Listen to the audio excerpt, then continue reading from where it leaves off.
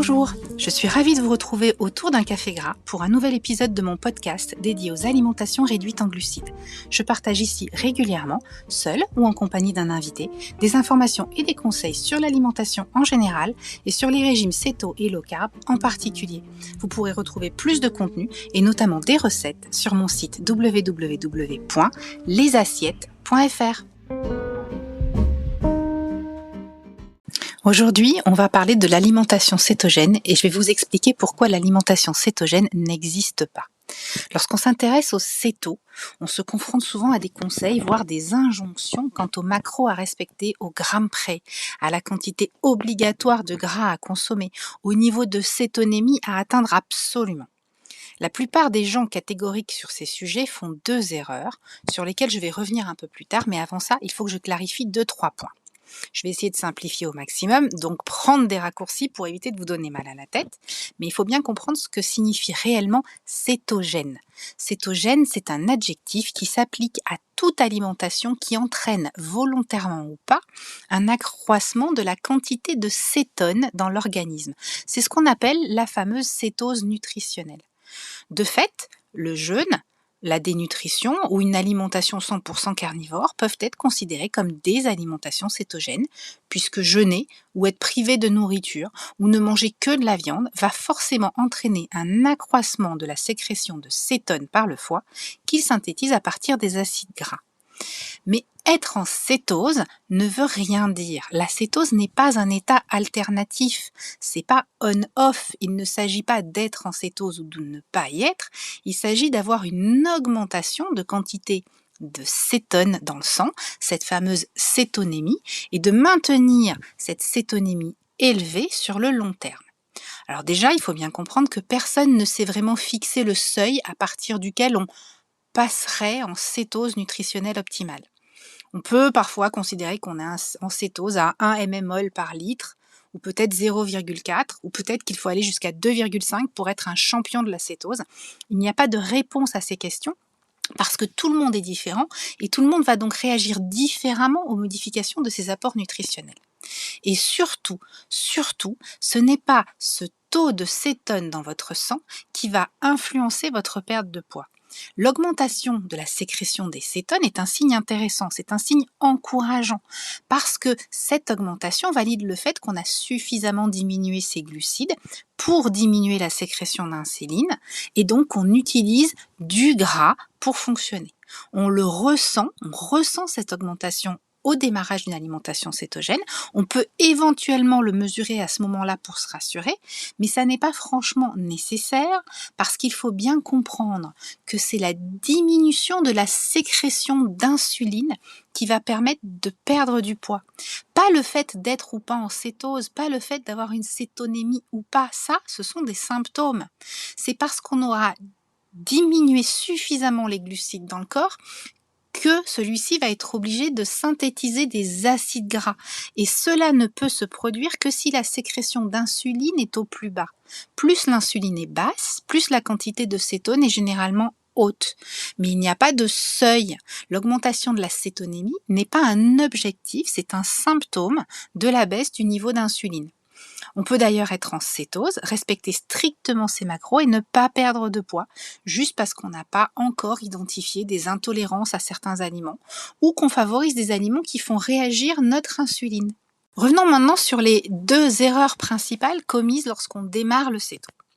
La première erreur, c'est de penser qu'il existe des macros universels. Les macros dites céto, c'est-à-dire la proportion de glucides, protéines et lipides composant l'apport nutritionnel journalier.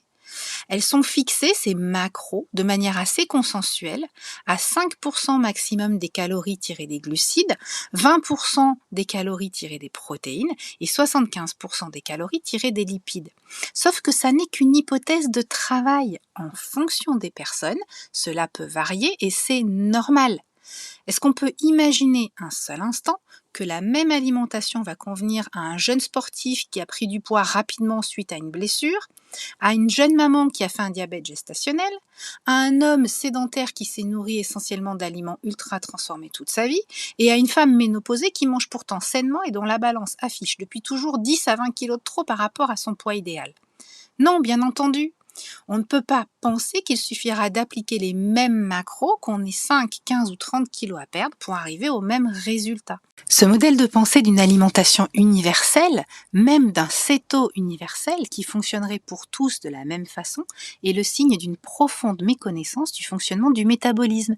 Et c'est ce mode de pensée qui est à l'origine de croyances nutritionnelles délétères qu'on continue à nous servir partout, le fameux manger-bouger et les autres 5 fruits et légumes par jour notamment.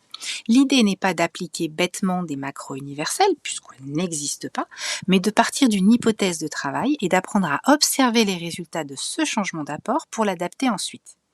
La deuxième erreur commise par de nombreuses personnes qui démarrent le céto, c'est de penser que toutes les macros se valent. Au-delà de la quantité idéale de chaque macronutriment, donc vous aurez compris qu'elle varie en fonction des individus, il faut également garder à l'esprit que des macros strictement identiques sur le papier n'aboutiront jamais au même résultat chez une seule et même personne. 1 gramme de lipides tiré d'un aliment d'origine animale n'aura pas le même impact qu'un gramme de lipides tiré d'une huile végétale. Idem pour 1 gramme de protéines qui viendrait d'un gros morceau de viande ou d'une amande, d'1 gramme de glucides qui viendrait d'un fruit ou d'un légume, sans parler des sensibilités de chacun à la caséine, au lactose, aux oxalates, etc. Là où certaines personnes vont avoir besoin d'un apport en protéines uniquement tiré de la viande, voire de certaines viandes plus que d'autres, et vont devoir limiter par exemple les protéines tirées du fromage ou des noix, d'autres devront favoriser les lipides d'origine animale plutôt que les oléagineux et les huiles végétales. D'autres encore pourront aisément consommer des yaourts, là où cela représentera un facteur de stagnation, voire de reprise, chez d'autres personnes. Pire, en respectant strictement les mêmes macros, il est possible de rencontrer des difficultés simplement parce qu'on aura consommé des produits trop transformés. Et je ne parle même pas d'aliments industriels. Le simple fait de réduire un légume en purée peut avoir un impact sur la façon dont on le métabolise. J'en parlerai dans un autre épisode. Tout ça pour en arriver à ma conclusion. L'alimentation cétogène n'existe pas. On ne pratique pas le céto, mais une alimentation cétogène. Alors bien sûr, on utilise tous des raccourcis en parlant de régime. On devrait d'ailleurs parler d'alimentation céto, là où il en existe tellement. L'alimentation cétogène hypotoxique, l'alimentation carnivore, l'alimentation RPE, l'alimentation cétogène dite 1 sur 1 ou 1 sur 2, l'alimentation cétogène sans ceci ou sans cela, plutôt ceci ou plutôt cela. Ce qu'on englobe rapidement sous l'étiquette keto, au final, ce sont des modèles alimentaires qui restent plus ou moins génériques et qui constituent de bonnes bases pour démarrer, mais elles ne peuvent en aucun cas être présentées comme le modèle absolu, le vrai et l'unique céto. Comment trouver son alimentation cétogène? Parce qu'au final, l'enjeu est là. Trouver les bons ratios et les bonnes proportions pour atteindre ses objectifs en tenant compte de ses contraintes. Des ratios et des proportions qui devront être acceptables et applicables sur du très long terme pour garantir d'adopter durablement une alimentation qui permet et surtout de stabiliser son poids.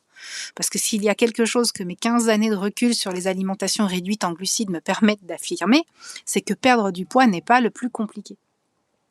La réponse à cette question, comment trouver son alimentation cétogène, elle tient en 3 points essentiels. La quantité de glucides doit rester limitée.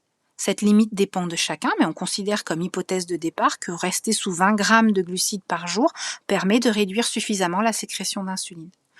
Trouver l'équilibre entre énergie, satiété et perte de poids.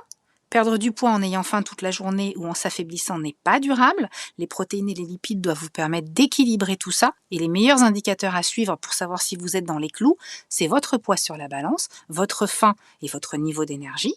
Enfin, identifiez votre modèle personnel en vous basant sur des expérimentations et des mesures. Comprendre si le fromage est un facteur de stagnation pour vous et être en mesure de définir si c'est à cause du lactose, de la caséine ou des lipides qu'il contient.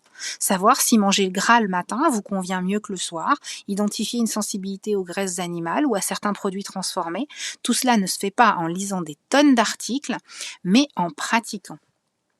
La seule solution pour trouver son alimentation cétogène au final reste donc l'expérimentation personnelle.